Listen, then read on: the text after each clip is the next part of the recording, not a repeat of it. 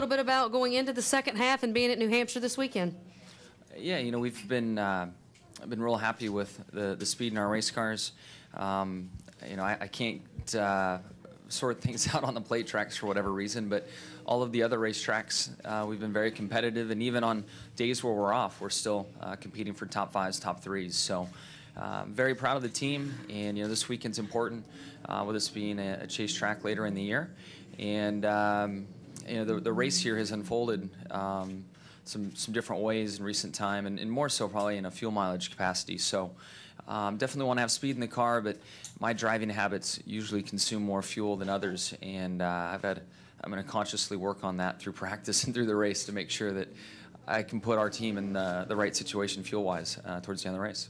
Okay, we'll take questions for Jimmie. Please raise your hand. We'll get a wireless mic to you. We'll start over to the right here with Mike. Hey, Jimmie, just wanted to ask you a little bit, how did you feel come Sunday morning after you towed the line for that sprint triathlon, having taken that hard hit that you did at Daytona? Can you kind of take us through that? And how did you finish? I finished well. I finished 46th overall, 7th in my age group. Missed my goal by a couple minutes. I struggled on the run, which is usually one of my strong suits, but the elevated heart rate, I think, through the swim and the bike, and then once I got on the run, I started to cramp, and unfortunately stopped a couple times and had a pretty poor run time, which affected my overall. But it was such an awesome experience, and the training for it, the event itself, I mean, I had butterflies like I was, you know, getting ready to start a cup race or something, and that cut into my sleep from the little bit of sleep that we had following the Daytona race going into that. So all in all, an amazing experience, and very proud of everybody that jumped on board. I think we had a group of like 20 guys that attended, including a lot of my over-the-wall guys. So and they literally pulled up in the parking lot 30 minutes prior to the start. They flew home, jumped in a motorhome, and tried to sleep in the back of a motorhome on the way down to Charleston. So just a really cool thing all around, and look forward to doing more in the future. But from the incident, I don't think I slept or sat still long enough for any pain to set in. And the pain that I had was relative to the triathlon and not the crash. So I think I worked out all the kinks, you know, out there in Charleston. What was your overall time and the time of the run? I did a 1:11:57, and my run time, I think, was at just under 24 minutes. So 8-minute miles in a 5K is no good. I should have been down around the 7-minute mile marks, normally where I'm at. But my swim time I was very happy with, and my bike time was near the top of my age category. But when I got to the run, I had some problems. Did you get bragging rights? Did you get bragging rights like you had hoped to get amongst the group that you guys went with? I didn't beat Casey. Casey got me by like 20 seconds, so that's the one I lost bragging rights to. He had an amazing run. His swim and bike time was strong, but his run is where it was at. But I did beat everybody else, and believe me, I've been wearing them all out over it. Okay, we'll take our next question from Ryan here. Did you not have a question? Nope. Okay. David over here. David Newton's next. Yeah, Jimmie, David Newton, ESPN.com. I have two questions. The first, what was your reaction to the whole AJ thing when you heard it? I mean, did you reserve judgment? Did you jump to judgment? What did you think? Certainly shocked to see that, and especially the way it unfolded so late in the day on Saturday prior to the start of the race. But I've reserved judgment. I haven't spoken to anyone. I'm not sure I would even get any answers if I talked to anyone. But I'm reading the articles and watching it unfold really through all of your hands out here, and just don't know where the truth is and what's really going on. But in time, we'll all find out. This is actually part B of the first question. Did you take supplements, and have you checked those or double checked those since this happened? I haven't double checked them, but I did check my supplements prior to taking them. I've just followed the protocol that's laid out in the rule book, and I've talked to Dr. Black myself, and you know, the staff that's involved from a supplement side, then also on the medical side with NASCAR, which is a different group on my prescription things that I take for allergies and all that kind of stuff. So I've just followed the protocol, and you know, everything's been fine. The other question was Jeff Gordon. I mean, you said you had two questions. Well, I know I said that. I had tried added a B to that first one. Okay. Sorry. You know, whatever. Jeff Gordon. the way he's handled the diversity of being where he is in points and everything, and keeping his team pumped up for all that. Is there anything about him that's different than a lot of other guys that wouldn't be able to do that? 'Cause I was talking to Alan, and he said that, a lot of drivers, they'd start pointing fingers and putting the blame, and then the team could go downhill. So what about Jeff allows him to do that? Man, I don't know what it is, but I have to say I sit back and admire the way he carries himself on and off the track, the way he leads his team, the way he leads all of us at Hendrick Motorsports. The position he's been in has been tough, and he's handled it really, really well. And again, I look at him and I feel like I would. It's probably weighing on him, but I feel it'd be much more visible on my face than it is on his. So when I see him in team meetings and I see him around, his positive outlook, the confidence he has in himself and his team, I sit there and admire that. He's handling it as well as anybody could. I know he's eager to get out of this situation, so hopefully that happens soon. Yep, that's it. Okay. You sure you're done, No David? beat of the three. Okay. Next question. All right. Next is Bob, then Jim Utter, then Lewis. Bob Pocker, Sporting News. Were you surprised about, you talked a little bit about how everything kind of came down Saturday. Were you surprised that NASCAR would pull somebody out of a car just a few hours before the race? And have you ever had your A sample questioned and then had to say, hey, no, I'm taking this, and then it was just kind of over, that they took your explanation and said, okay? No, I've never had a sample questioned. Again, prior to taking any supplements, I worked out the list that I wanted to take, submitted it. 4 or 5 days later, heard back that everything was approved.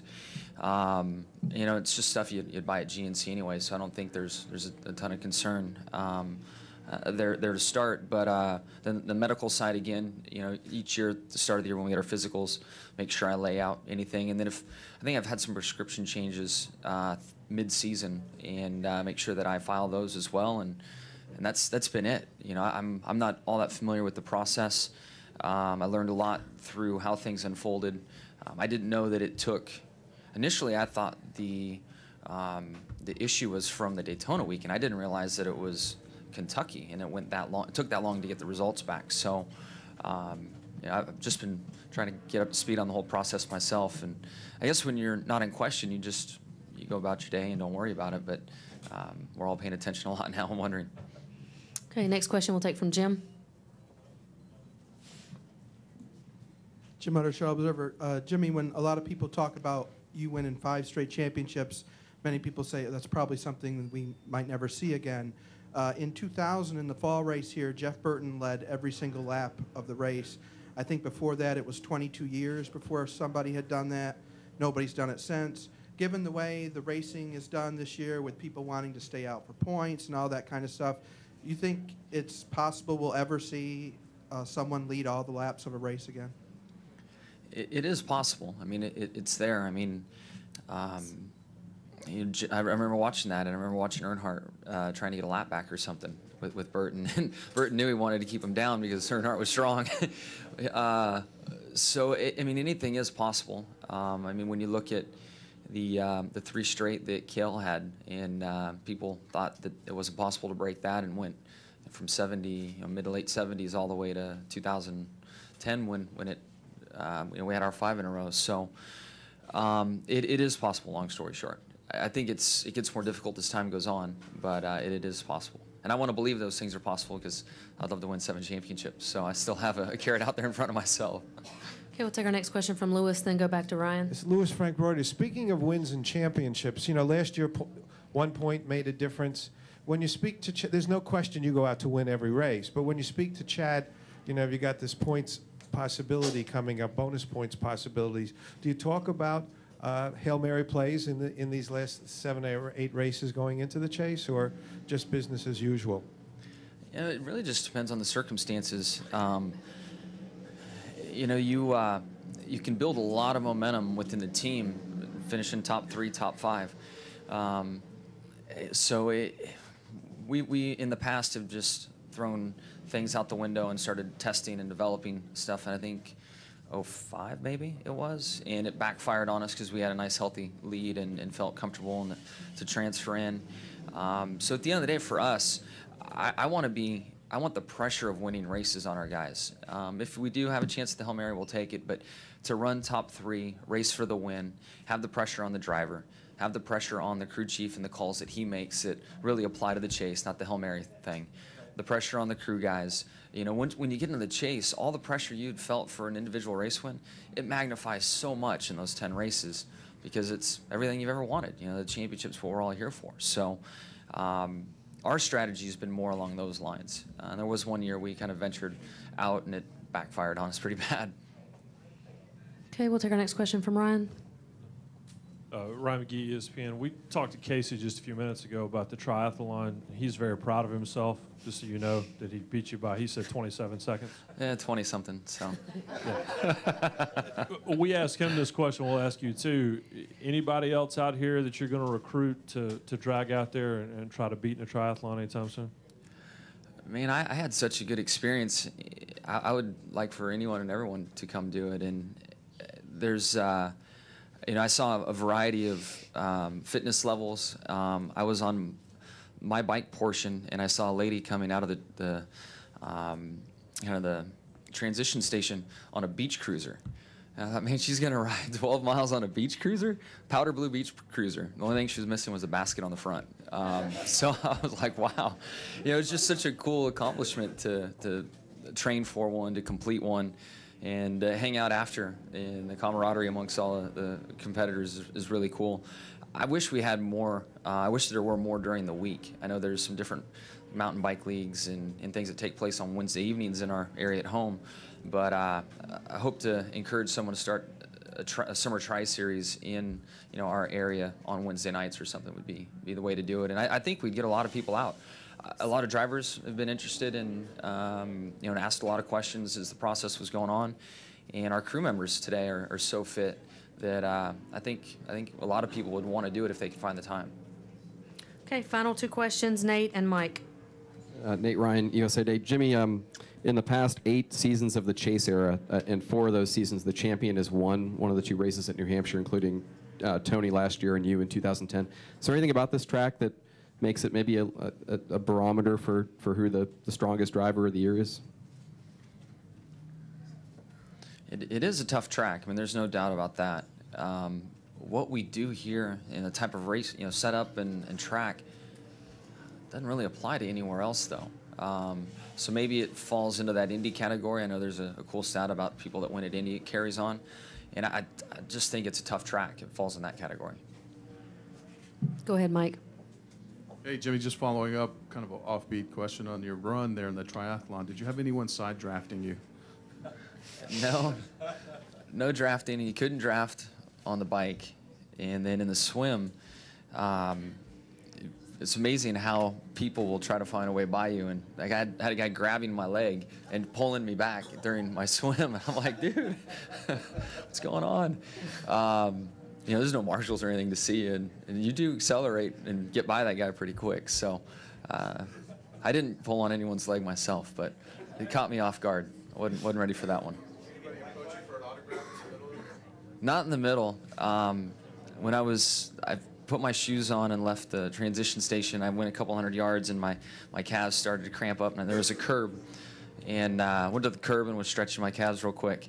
And a guy in a 24 hat, him running up with a Bud Light, and said, "Hey, this'll help, this'll help." I'm like, "No, not yet, man. I got 3 miles, and I'll be back, and then I'll take you up on that." So that got me laughing pretty good. And then he did find me after the event, so I was thankful to see him then.